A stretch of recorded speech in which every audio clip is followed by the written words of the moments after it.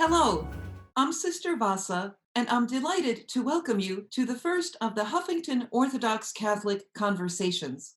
I've been invited by the Huffington Ecumenical Institute at Loyola Marymount University in Los Angeles to host a series of online conversations between prominent Orthodox and Catholic theologians, discussing in a frank and reflective manner both the present-day obstacles to and new opportunities for unity between the Orthodox and Roman Catholic churches.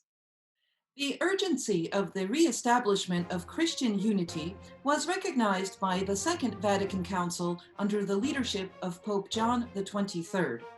The epoch-making meeting between Ecumenical Patriarch Athenagoras and Pope Paul VI in 1965 and the Catholic Orthodox Joint Declaration of 1965 have been followed by many similar fraternal encounters.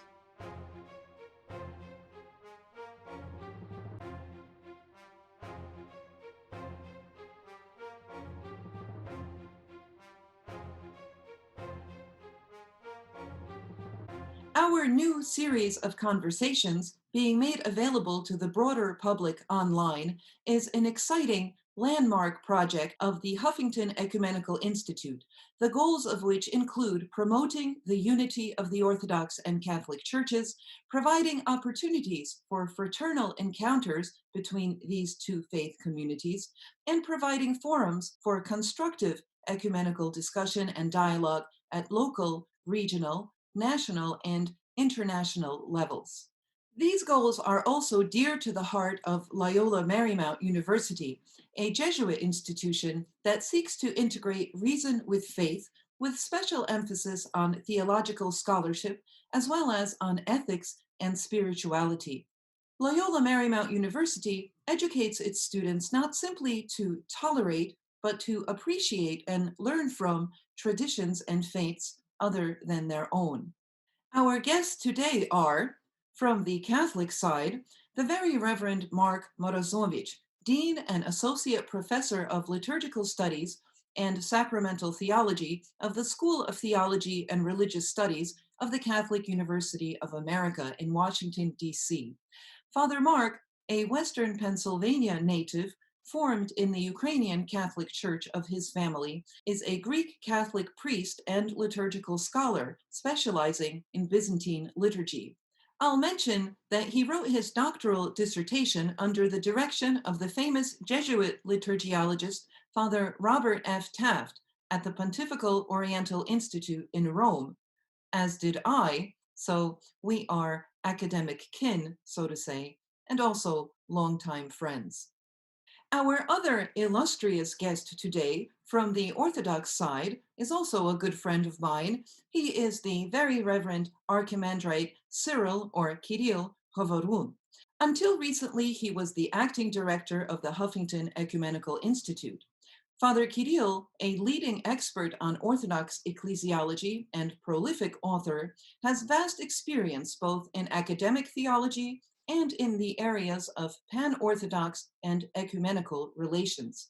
He was chairman of the Department for External Church Relations of the Ukrainian Orthodox Church, and he's also served as official representative of the Russian Orthodox Church of the Moscow Patriarchate to the Orthodox Roman Catholic Dialogue, as well as the Orthodox Lutheran, Orthodox Anglican, Orthodox Oriental, and Orthodox Jewish dialogues.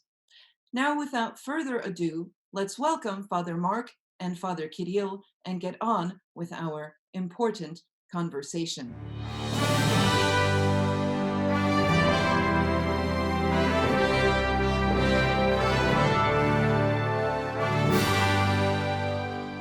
Hello, Father Mark, and hello, Father Kirill, and welcome to both of you, and to the viewers at home, to the very first of the Huffington Ecumenical Institute's Orthodox-Catholic Conversations.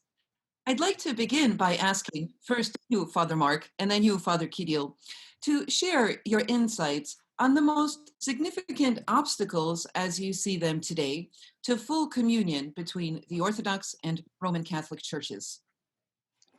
Thank you very much, Sister Vassa, and it's a great privilege for me to join with you, both of you today, and have this conversation across the many miles. And I think that the many miles is something that is representative of why there are problems. Each church exists within a particular political system. And so when we look at realities and we look at our lived experiences, that has such a huge influence on what happens in these church relationships. We're living through something in the United States now, just even between the Democrats and Republicans of the great upheaval and people not understanding one another. And I think that so oftentimes in our church relationships, that little issues rise to become huge issues.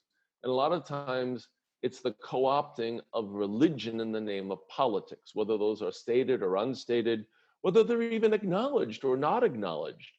When we look at the basis of the theological issues, we have had dialogues going on for centuries, trying to resolve the theological issues, and I think we're coming pretty close to many of them. I mean, certainly, issues of second marriages and how that would be treated is an issue. I think that we've pretty much, I think, come around to understand this moment of consecration issue. I think we've come around to see that at least for Eastern Catholics, that today we don't officially use the filioque. So there are ways of bringing forth that unity, and lastly, I think that of course a tender issue that is even showing itself today amongst the Orthodox churches is that of primacy and that of engagement. And so, I think John Paul II's call for Utunum Sint, to look at issues of primacy is yet another issue that, how do we get together? When we see that, there are these problems that are existing now today in Orthodoxy itself. And so, so trying to understand um, that there really is something more than the political, there's something more than the theological, there's something more than the tribe mentality. And that, I believe that we need to put our relationships as Christians first, and then we'll be able to hear that gentle voice of our Lord and bring about that unity. Father Mark, thank you for that. Could you talk a little bit more about the obstacles? If I understood from your response, you identify some of the Orthodox disunity, perhaps, as some of the obstacles. So, talk to us a little bit more specifically about obstacles, because we will get to signs of hope. But we want first to descend into Hades and then emerge from there, okay? So, Well, I think leadership is always a question. It certainly is a question in Catholic circles. It's a question, that there's these tensions. Well, what does the leader say? What are the relationships between the Eastern Catholic bishops and the Pope himself? What are the relationships in the Orthodox Church today between the Russian Orthodox Patriarch and the Patriarch of Constantinople?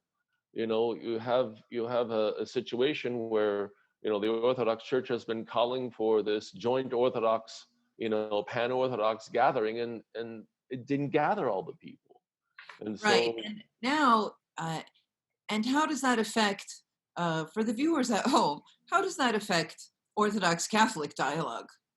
well, it certainly says, well, that there is no, one block in a sense. You have to have the dialogue on many levels. But then when you have a block of the church that isn't coming to the table to dialogue because they're not even in union with themselves, it complicates it extremely. Right, right. We don't have a unified front in order to talk to an outside church outside of our communion. Yeah. Well, thank you for that, Father Mark. Father Kirill, what are your thoughts on the obstacles, whether implicit or explicit? As both of you are very knowledgeable and experienced in all of this business of dialogue, also, with churches other than your own. Well, yeah, thank you.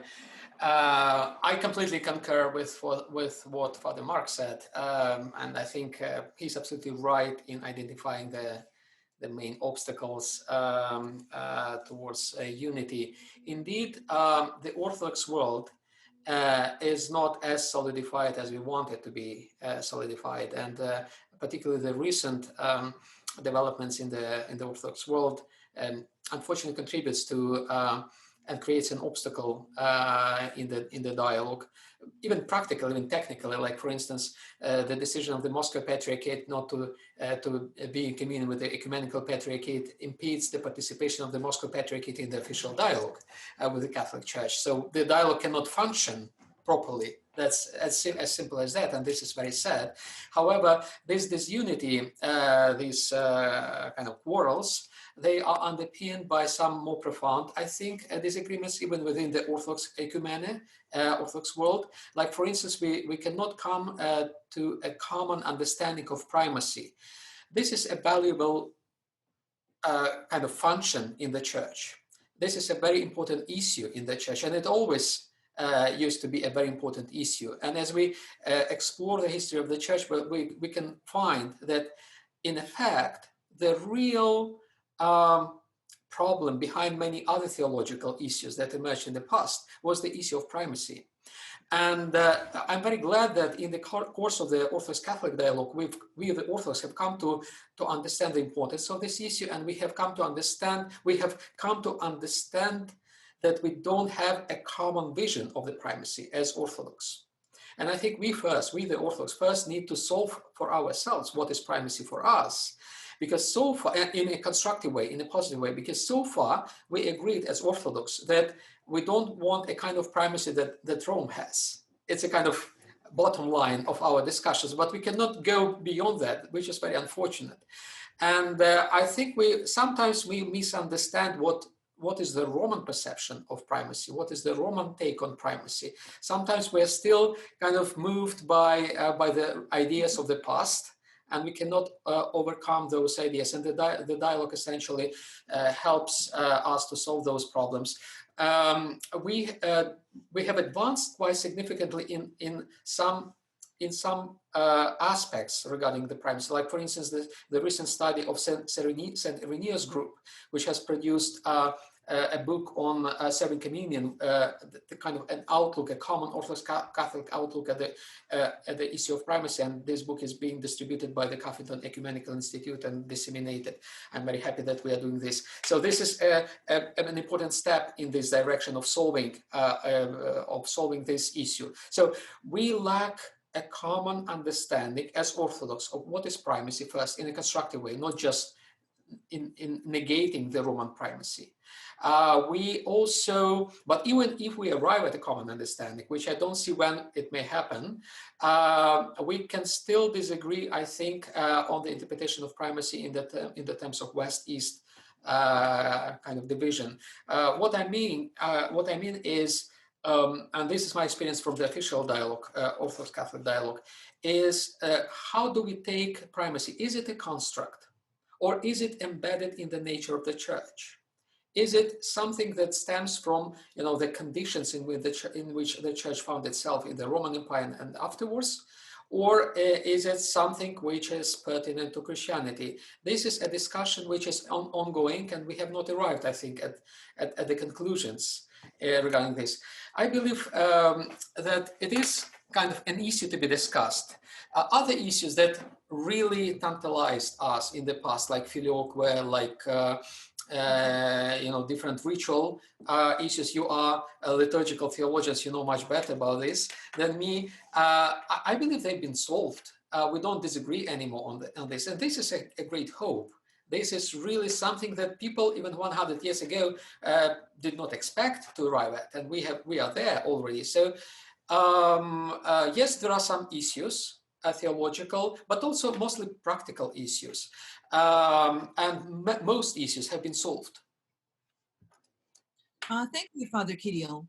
I would chime in here that were the dialogue even to officially continue and decide all the issues, which I'm not sure that pneumatological issues are seen in the same way. I'm not saying anything new to say that there is a very Christocentric to the Orthodox sort of, sensitivity, perception, I think, of Just have liturgy. the book of Cardinal Greenmeyer, Christ in the Tradition of the Church, which is exactly the memorandum or the proclamation of Christocentrism in the Church, right? Right.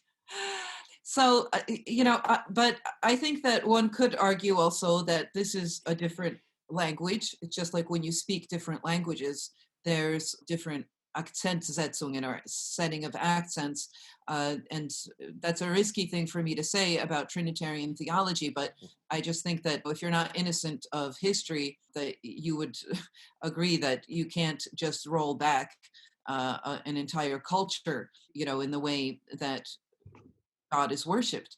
But the other thing I really want to mention, my friends, because both of the speakers today, for the viewers at home, are good friends of mine. I just want to say that it never was clear how the reception of these documents decided by joint commissions and various other commissions are supposed to be really accepted. And they often either are completely not accepted by anyone, or even most people, 99.9% of people, won't be aware of them. Even the hierarchs may be, I don't know, will not really read all of them and so forth. So the question, I think, of reception after the experts have agreed is an entirely sort of separate can of worms. Wouldn't you agree? You could, either of you, talk. Well, yes, I think that the reception issue is always a big issue because, how do things get disseminated? How, what makes news, if you will? What are the people in the pews thinking and saying? Exactly. It's a rare situation when you get a priest who's, engaging them in sort of the more lofty discussions, or you get a dedicated layperson. So I think that having, communities in each of the dioceses, in each of the churches, where you have these types of conversations going on. I know that there are such things that do exist, and I think promoting that is a way of promoting this dissemination. But I also wanted to add that, for many people, they've simply gone beyond. They in their own lives have worked out relationships, in many ways, that are very healthy. I'm speaking primarily from an American context in this regard, but I get along very well with my Orthodox brethren. Our parishioners get along very well. Things that might have been, problems 50 years ago just aren't today. And we see ourselves as minorities in this situation. And we realize, well, we have to band together. We have to, be common in our support of one another. Right. And I'd like to get to that next question about certain hopeful signs of unity that perhaps, well, I think that many of us would testify are different today than they were generations ago.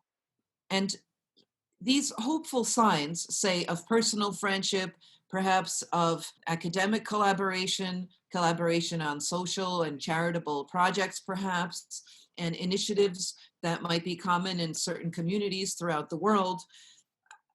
I'd like to ask, how, in practical terms, would these kinds of connections, in your perspectives, both of you fathers, perhaps nudge toward full communion between the churches? Yeah. And I want to, before you answer, also identify as an obstacle, actually, that people, quote unquote, in the pews, oftentimes are even used to thinking that even talking about unity with a non-Orthodox church, I'm talking now about the Orthodox people, oftentimes think of that as a betrayal of orthodoxy. So that in and of itself, a lack of concern about the disunity, thinking that it's actually the way things are supposed to be, the way God meant it to be, for us to be not together with Rome. I would want for the record to identify that as an obstacle. And now please, why don't both of you share your insights about the signs of hope? Yeah. Father Kirill? Well, yes, thank you for this question. I think a helpful insight in order to answer this question, a helpful insight can be borrowed from the Orthodox Oriental dialogue, the dialogue between the Chalcedonian and non-Chalcedonian churches, which was very successful. The two churches, the two families agreed that there are no theological obstacles anymore between them. And well, the question that follows, so what? Did it lead to the restoration of unity? It did not. Which gives us an important hint to our conversation, I believe. I believe that nowadays, fortunately or unfortunately, I believe unfortunately, theology doesn't play anymore the role that it used to play. Say, if we decide that we agree completely on the idea of primacy, let us imagine we have solved all our theological issues, including primacy, including whatever we can invent as an obstacle, a theological obstacle for ourselves. What's next? Does it mean that next day, overnight, we will restore our unity?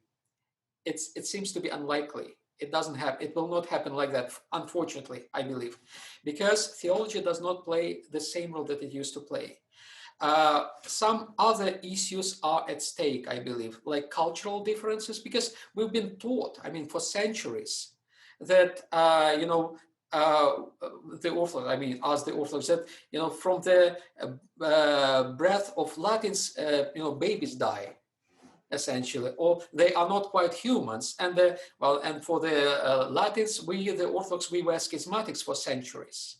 And it's not easy to overcome it overnight. I mean, these misperceptions, these prejudices, these stereotypes. And I think what is more important nowadays to do, not so much to solve theological issues, even though they're important, I believe that they matter. But what is more important is to overcome the cultural prejudice, to overcome all those stereotypes and complexes that we've developed through the centuries. And again, I should remind us that we sometimes nowadays, we believe that, well, we solve all the problems and we'll restore community overnight, because we believe that the break of communion happened overnight. We all keep in our mind this date 1054, when the anathemas were placed on the holy table of St. Sophia Cathedral in Constantinople.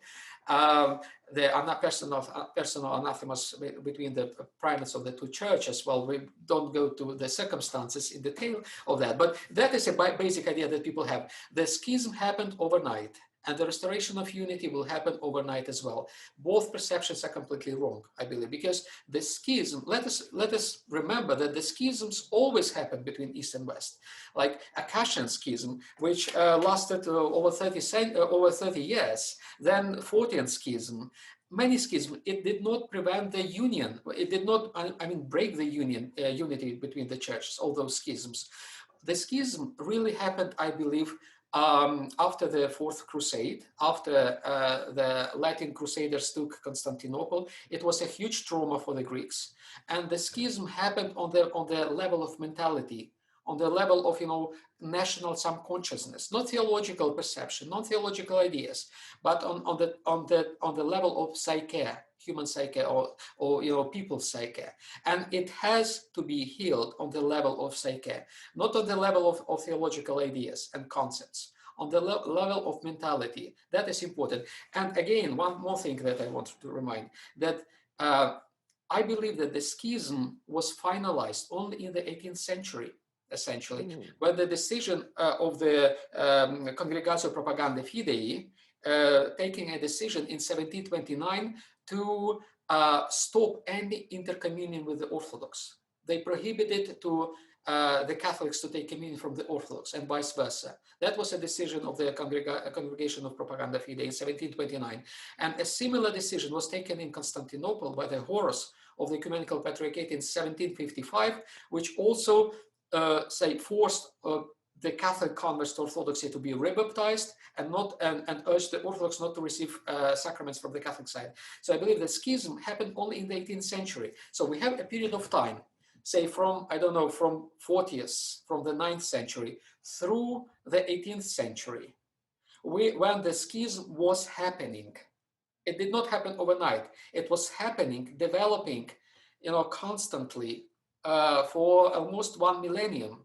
And now we expect it to be redone within one day. It's unrealistic. What we've done during last century, like 50 years after Vatican II, it's amazing. We have covered, we have undone centuries of making in the schism within so brief time, which gives us a huge hope, I believe.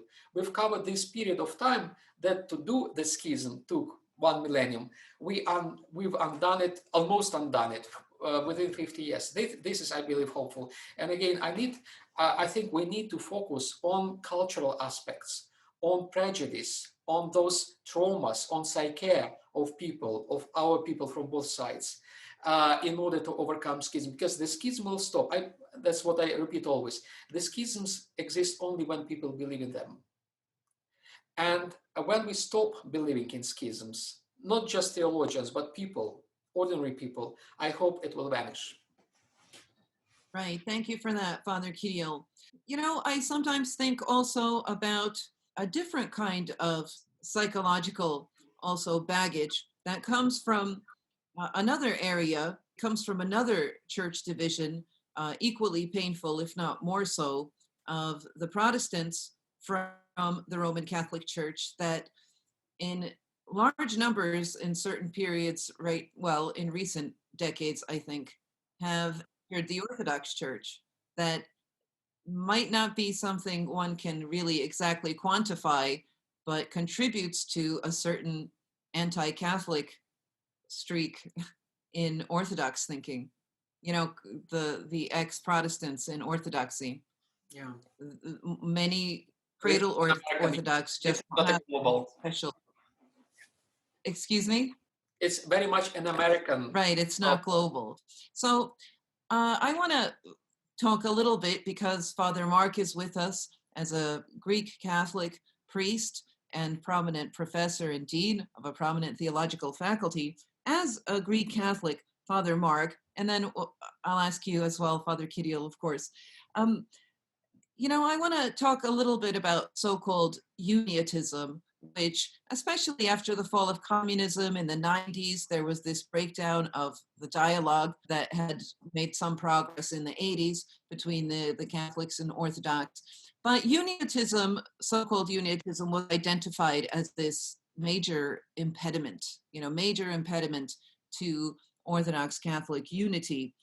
And for you, who has a lifetime of experience of celebrating and researching and teaching also a tradition that is common to us both, or to all three of us here, would you see you in communion with Rome, but inhabiting the Byzantine Rite as an impediment to your closeness and understanding of the Orthodox Church? Or would you perhaps, I'm not trying to lead the witness, but would you perhaps see it as a bridge?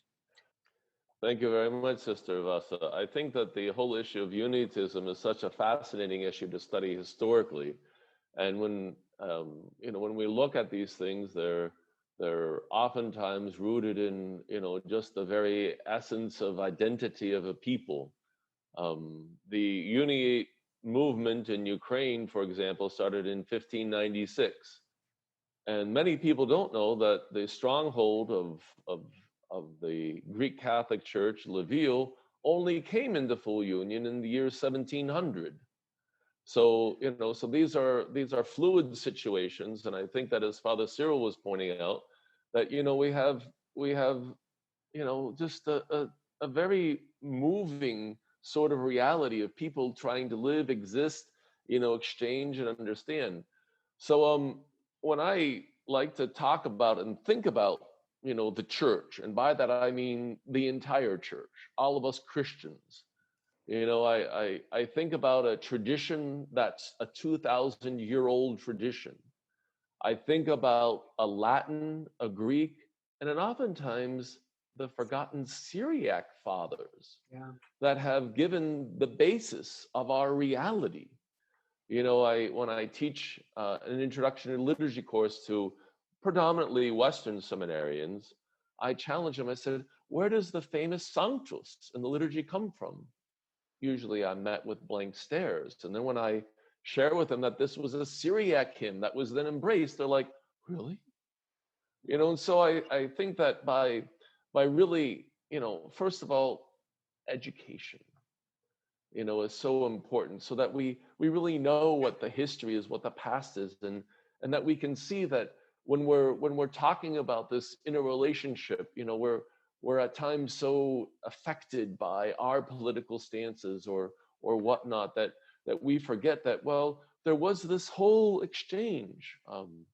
As you guys well know, and for the viewers, I had the great privilege of studying at the Pontifical Oriental Institute with my beloved mentor, Father Robert Taft.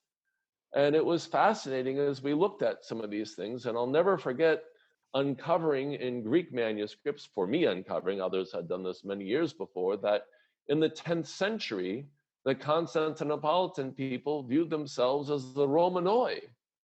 And it was just, it was just one of those moments when I saw it. Well, yeah, there was a much different, expectation. And so I began to look and understand, well, we can't put our experiences on the past. We have to understand each epoch for its own sort of reality. And then in looking at, well, who am I as a Byzantine Catholic, as a Ukrainian Catholic? Well, I'm a boy from Pittsburgh, Pennsylvania, that this is what he knew, and then, entering into seminary, entering into engagements with people throughout the world, you begin to see things differently. You begin to understand, well, I am who I am. I have an experience. I have a church that has witnessed, against communism that was in the underground. And so that all of these things, we need to understand historical realities, the situation that brought us to where we are. And I think that, that no marriage is perfect, no relationship is perfect, no unity is perfect. There are upsides and there are downsides, and that I think that that understanding, how we can work together and how we can witness, and and learning certainly from mistakes of the past, of which there were many mistakes, with Uniotism. And so, so the church is, in dialogues that said, well, yeah, well, this isn't the exact ideal that we should put forward. But I think it's a challenge. I think it's, an opportunity. I think it, freeing ourselves from historical biases, freeing ourselves from political, sensibilities, and really asking ourselves, how is it that we can work together? How is it that we can be together? And I really, I'm going to go in just a little bit of a, hopefully not too preachy, but a homiletic sense, that, the evil one seeks to separate. There is nothing that the diavolos likes more than separation. And so, so we need to look and see, well, how is it that we can bring together? How is it that we can build bridges? And that's something that I've striven to do in my life and will continue to strive to do. Thank you for that, Father Mark. Father Kirill, would you like to share some thoughts about Uniotism? With a pleasure. Well, I believe that the problem of Uniotism is the so-called problem of Uniotism has to be certainly studied very kind of broadly. First of all, it reflected the vision of the ancient Church of Unity, and all the attempts in the Middle Ages and early modernity to restore the church unity were rooted in the idea of one church in the period of Christian antiquity. Now the question is about the methods, how that unity was attempted to be restored, starting with the Union of Lyon in the Middle Ages, then early modernity in Ukraine, as Father Mark mentioned, in the Union of Brest. I believe the methods were not perfect. They were pretty much medieval, when everyone tried to coerce the other side to, to take his or her position. And let us remember that, well, the people of Kiev were baptized also in a coercive way. So everything was coercive at the time, including even the attempts at union. But it doesn't mean that nowadays we need to extrapolate, the methods of the past to our time. Many years in the church administration taught me to distinguish between the causes, reasons, and excuses not to do something. And I believe nowadays the issue of uniatism in the modern Orthodox-Catholic relations, even though it is presented sometimes as a reason not to proceed to the dialogue, to a conversation, but it is not a reason, it is an excuse for those who don't want to have a substantial and meaningful dialogue and conversation. And I believe we need to put this issue aside. It's not relevant anymore. And those people whom we call uniates or Greek Catholics or Eastern Catholics, whatever we call them, they are our brothers and sisters in Christ, and they deserve to be what they are, and we need to respect them. Thank you, Father Kirill. Yes, and I don't know if I should mention the issue of a new kind of, a rather new phenomenon of Western Orthodox. It doesn't seem to get mentioned, but I don't know if the Catholic side would mention, is that maybe reminding us of something? Is that not we have lots of Western Rite parishes now in certain jurisdictions. So, that this kind of communion is being fostered in ways that are not requiring sort of liturgical coherence. So I think also if one knows the details of how the liturgical rites also are being celebrated in Western Rite parishes in communion with the Orthodox Church, which is not unproblematic for the liturgiologist, one would have, a new problem in the dialogue, I think. Not that all of the Orthodox churches engage in accepting Western Rite parishes, but it is, I think, an issue that might reflect, I think, a lack of awareness about this, a lack of sensitivity to any importance of this dialogue, of any sensitivity to the Roman Catholic communion at all.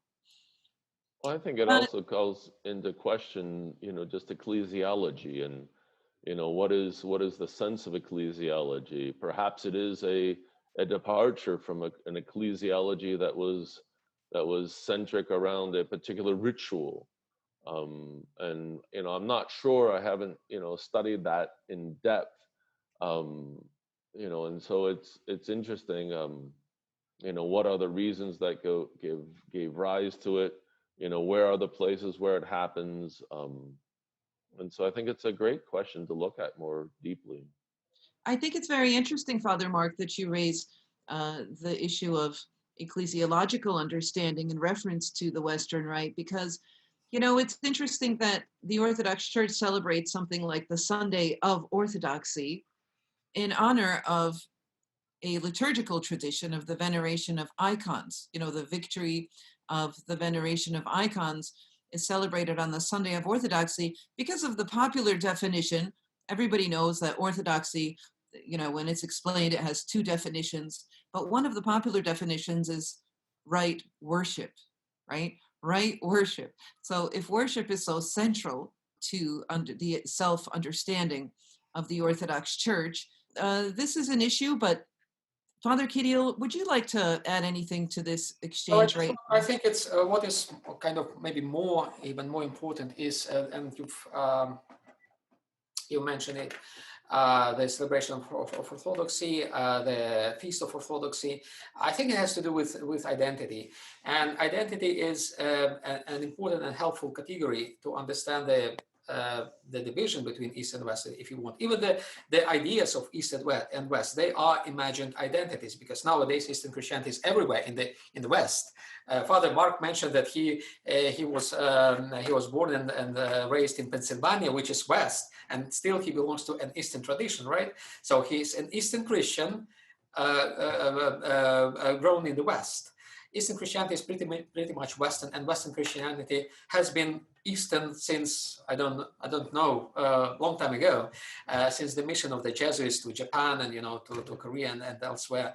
So it's purely a construct. Those identities, East-West. I believe the same construct is the identity of Catholic and Orthodox. Orthodoxy nowadays is more an identity than the real thing that we originally meant by that. And let us not forget that the original identity of the Orthodox was, well, Father Mark mentioned it, they were Romans in the Eastern Roman Empire. They called themselves Catholics, Katholiki, Catholics, yes. right? And they called also themselves Orthodoxy, but in the same way, the Western Christians call themselves Orthodox. So we should distinguish between the predicatives and the identities. In the predicative terms, we are both Catholics and Orthodox. We are not Westerners and Easterners. We are Christians. In the terms of identities, yes, we may identify ourselves as Orthodox Easterners versus Catholics, Latins, Westerners, whatever. And sometimes we stick to identities more than to real things, than to what we really are. And yes, I know it's a very debatable issue nowadays in the United States, all those identity policies and politics. It is divisive in the country. It is divisive in the Christianity as well. It Yes. is divisive, because when we start to identify, we stick to identities, and when we weaponize our identities, then there is no hope for unity. But when we deconstruct them somehow, or when we come back to the original meanings of those words, of those identities, this may help, I believe. Well, I absolutely agree with that as well. I think that these identity politics are also reflected in the fact that everybody says, well, pneumatology, the way that the Holy Spirit is thematized or not, or perceived, is not important, because what's important is us, and the issues of primacy are also issues of the earthly, you know, representative of who we are. And I think that the fact that theology actually is overshadowed by issues that are not actually purely theological, right, shows this kind of, I think, shifting of the accent onto us. And I remember reading in St. Athanasius the Great, where he said that one of the major reasons for the fall was that the human being began to contemplate himself rather than contemplating God. And this accentuation of ourselves really is a spiritual problem, isn't it? This is not a political problem. Exactly, and it is egoistic, because we become egoistic about ourselves, about our groups, about our identities, about what we are, and we don't regard the others. We need to be more humble in order to to be closer to each other. It's an elitism that we're the special club and not the other guys. Well, We're the special club. and it even goes more than just the club. It's a whole, failure of interiority. When we talk about this whole reality, we are talking about Jesus Christ after all. We're talking about, how do you and I live our lives as Christians? How are we becoming? We talk about the icons, but do we emphasize the interiority of how our own lives are to be part of this conversion, so that we ourselves, truly become the images of Christ to our world? So many times I think that, it's a failure of deep spirituality, a failure of conversion, a failure of interiority. We spend so much time, and this is, as you know what, well, Sister Vassa, talking about, well, how many times do we swing the cadillo, swing the incense toward this icon or this direction or that direction? Do we turn around? Deacons spend so much time, how do I do this so that, we show things? Well, I mean, that's all well and good. And I'm the first one to have good order in worship. I hate chaotic worship. I hate it when people don't know what they're doing. But the order isn't the point. I'll never forget, I had a discussion one time with a young seminarian, and I won't give the name or the place to betray too much. but so much emphasis was placed on the moving of the eagle rug. And to a point where at the distribution of communion, after the bishop received communion, the seminary went and took the eagle rug out before the priest received communion. And I reflected with him a little bit later, and I said, well, what is your thinking about that? Well, he's a bishop. I said, well, look, we're putting the Lord and Savior Jesus Christ into our hands. And if that isn't more important than where our steps are going, then we have a problem of our lived spirituality. Because somehow, and this is a temptation, that we end up in the exteriority of so many things. We don't realize that, that the real point of this is our conversion, our deification, our movement toward the holy. And if it isn't in fulfilling those two basic commands of our Lord, love God and love our neighbors as ourselves, then all of this is just straw. Right. Thank you so much for that, Father Mark. So just to wrap this up, my friends, can we share some final thoughts about a way forward? Here it's been mentioned, education, that being educated and where these things come from, and not to dogmaticize certain things that are not to be dogmatized. Then I heard one of you say something very interesting about what are we talking about when we say church anyway? And that's not an easy question to respond to, and does need some soul searching and prayerful consideration. So share, Father Kirill, could you share some final thoughts about ways forward? Could we talk about also, honestly working with people and talking about these things rather than being afraid to be accused of being disloyal to one's church about talking about unity? You go first, please, Father Kirill. Thank you, Sister. I think, yes, I believe that we are loyal to our churches when we talk about unity, and we are disloyal to our churches when we stop talking about unity for the sake of the unity of our own church. That is the paradox of the ecumenical movement, if you want.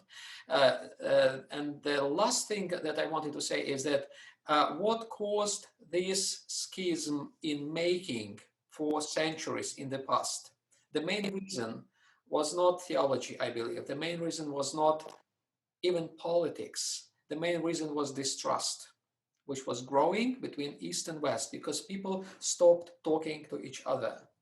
And the culmination of the distrust was the crusade, the attempts of coercing to unity, whatever. What is needed nowadays is to cherish trust, to increase the trust in our relations. And I think it is happening. We trust each other much more than we used to trust each other even half a century ago. This is a very hopeful token, in my opinion, and I think we need to concentrate on this. We are doing well in this regard. We need to continue doing well, to continue taking care of increasing trust between one another. Sometimes, well, honestly, my feeling is that person, maybe I have to speak about myself. I trust more my Catholic brothers than my Orthodox, fellows. Sometimes we are more trustful. We have more trust to the other side than to our own side, which is not bad as well, because it is also a bridge to the other side. So we need to cultivate trust, and I think that is the most important thing. Thank you, Father Kirill. Father Mark, about ways forward, even in the absence of official dialogue? Sure. I think I'd like to build on what Father Kirill is saying, and just accentuate that these exchanges are so important. Talking, being with one another, knowing one another. We talk about the needs of reaching out. How are we helping one another? How are we engaging one another in simple dialogue? I very much like the idea of education. Of course, as a dean, that's something that is very near and dear to my heart. But it's when we put aside ignorance, then we let the light of the Lord shine, that so much changes. I mention a lot my time in Rome, and I was so thankful when I was studying in Rome that I met some wonderful Orthodox students, Orthodox colleagues like Sister Vassa. I mean, these relationships have lasted for so long.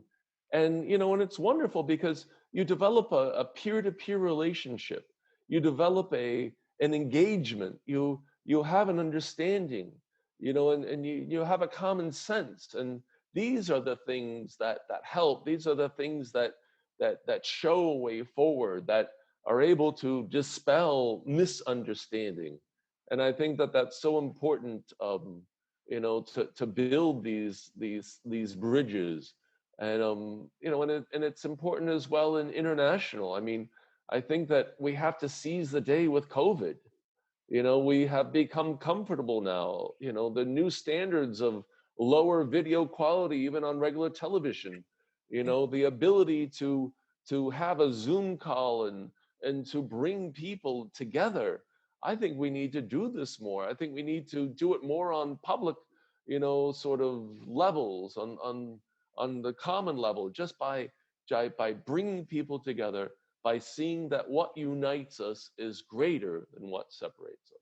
So thank you so much. I'm going to say thank you to Father Mark Morozowich and also to Father Cyril Hovorun for your time and sharing your insights. And thank you to Huffington Ecumenical Institute for contributing to this conversation.